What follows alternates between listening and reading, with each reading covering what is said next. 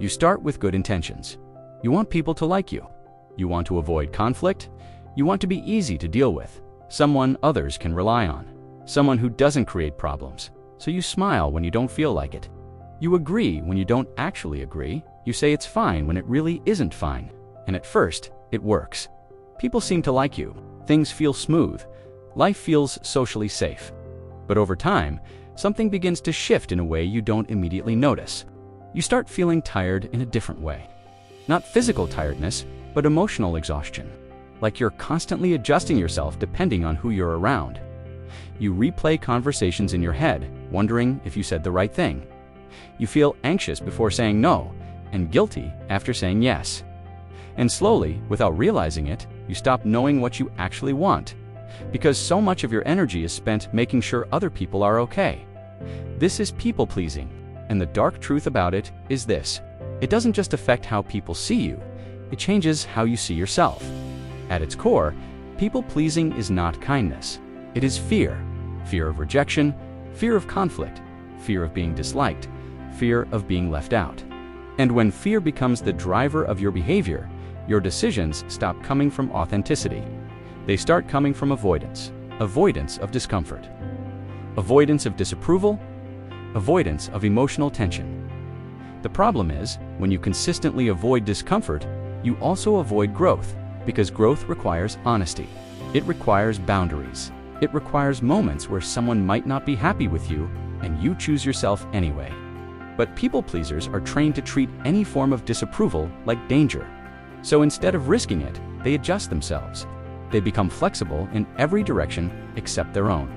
And here is where the psychological trap deepens. When you constantly prioritize others' emotions over your own needs, people begin to unconsciously learn a pattern about you. They learn that your yes is easier to get than your no. They learn that your comfort is negotiable. They learn that if they push a little, you will eventually give in. Not because they are evil, but because humans adapt to patterns, and people-pleasing creates a very specific pattern. You are available beyond your limits. At first, this might feel like you are being liked more, you are included more, you are asked for help more, but slowly, something changes. You are not just being included, you are being relied upon in ways that drain you. You become the default option, the safe option, the convenient option, the convenient option. And convenience is the opposite of respect, because respect is built on boundaries, on clarity, on mutual understanding of limits. People-pleasing removes those limits quietly, and when limits disappear, expectations grow. You start noticing that people come to you when they need something, but don't necessarily show up the same way for you. You start feeling like you're always giving, but rarely receiving. But because you don't want to seem difficult, you stay silent. You tell yourself it's okay. You tell yourself they're just busy. You tell yourself you shouldn't expect anything in return. And this is where the internal damage begins. Because every time you override your own discomfort to protect someone else's comfort, you send yourself a message. My needs are less important, not consciously, but psychologically. It builds. Over time, you stop trusting your own feelings. You start second-guessing your reactions. You wonder if you're being too sensitive, too emotional, too selfish, and so you suppress more. You adjust more, you shrink more, until one day you realize you are living a life that looks socially smooth on the outside, but feels internally disconnected on the inside. Another dark truth about people-pleasing is that it often attracts the wrong kind of relationships. Healthy people respect boundaries naturally. They don't need you to sacrifice yourself to feel close to you. But unhealthy dynamics, emotionally immature people, or opportunistic individuals tend to benefit from people who cannot say no. Not always intentionally, sometimes it's subtle.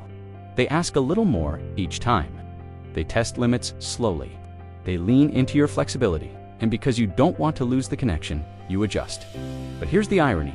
The more you adjust to keep people, the more you lose yourself. And eventually, even the relationships you were trying to protect start feeling heavy, because they are built on imbalance. And imbalance always creates emotional fatigue. One of the most confusing parts for people pleasers is that they often feel resentment without understanding why. They don't want to be resentful. They want to be kind. But resentment builds when your actions consistently go against your internal needs. You say yes when you mean no. You stay quiet when you want to speak. You agree when you disagree. And each time you do it, a small internal friction builds. At first, it's barely noticeable, but over time, it accumulates. And suddenly, small things start to irritate you. People asking for help, people expecting your time, people assuming your availability. Not because those things are inherently wrong, but because your internal boundaries have been violated so many times that even normal requests feel heavy. And instead of recognizing the real issue, you often blame yourself for feeling this way. You think something is wrong with you. You think you're becoming selfish. You think you're changing in a bad way. But what's actually happening is not selfishness. It's suppression, finally pushing back. Because emotions that are constantly ignored don't disappear. They accumulate. There is also a deeper identity issue that people-pleasing creates. When you consistently adapt to others, you lose a stable sense of self. You become different versions of yourself depending on who you're with. With one person, you are overly agreeable. With another, you are overly accommodating. With another, you are overly careful. And slowly you lose clarity on a very simple question. What do I actually want? Because your decision-making has been outsourced to other people's reactions. This is why people-pleasers often feel empty, even when everything looks fine externally. They are socially functional, but internally ungrounded. They are liked, but not necessarily seen. They are accepted, but not always respected. And the most painful part is that many of them don't realize it until they are already deep in the pattern. So how do you actually break out of this? It does not happen through sudden personality change. It happens through small acts of discomfort that rebuild your internal authority. The first step is learning to pause before saying yes. People-pleasers often respond instantly because silence feels risky. But that pause is powerful. It creates space between request and reaction. And in that space, you regain choice. Even a simple, "let me think about it," can change the entire dynamic. The second step is practicing small no's. Not aggressive, not emotional, just simple and clear. I can't, I'm not available, not this time, no long explanations. No over-apologizing, because over-explaining is often a sign that you are trying to justify your boundaries instead of simply having them. The third step is accepting that someone being disappointed does not mean you did something wrong.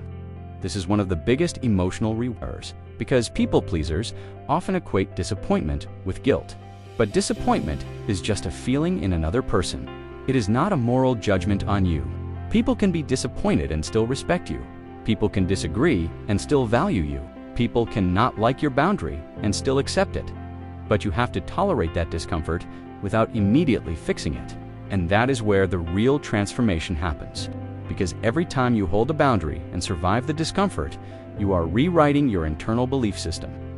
You are teaching yourself that nothing bad happens when you choose yourself, that relationships don't collapse when you are honest, that you don't need to disappear to be accepted. Over time, something shifts. You start feeling lighter, not because life becomes easier, but because you stop carrying what was never yours to carry. You start feeling more stable in conversations, more present in relationships, more clear about your own preferences. And interestingly, people start responding differently to you. Not because you are trying harder, but because you are no longer overextending yourself. Your presence becomes more grounded. Your words carry more weight. Your yes becomes meaningful because it is no longer automatic. And your no becomes respected because it is no longer rare. The dark truth about people-pleasing is not just that it drains you. It is that it slowly replaces your life with a version of yourself that exists for other people's comfort. But the moment you start choosing yourself in small, consistent ways, that version begins to dissolve. And what replaces it is not someone selfish, it is someone real, someone clear, someone who no longer confuses being liked with being valued. And that changes everything.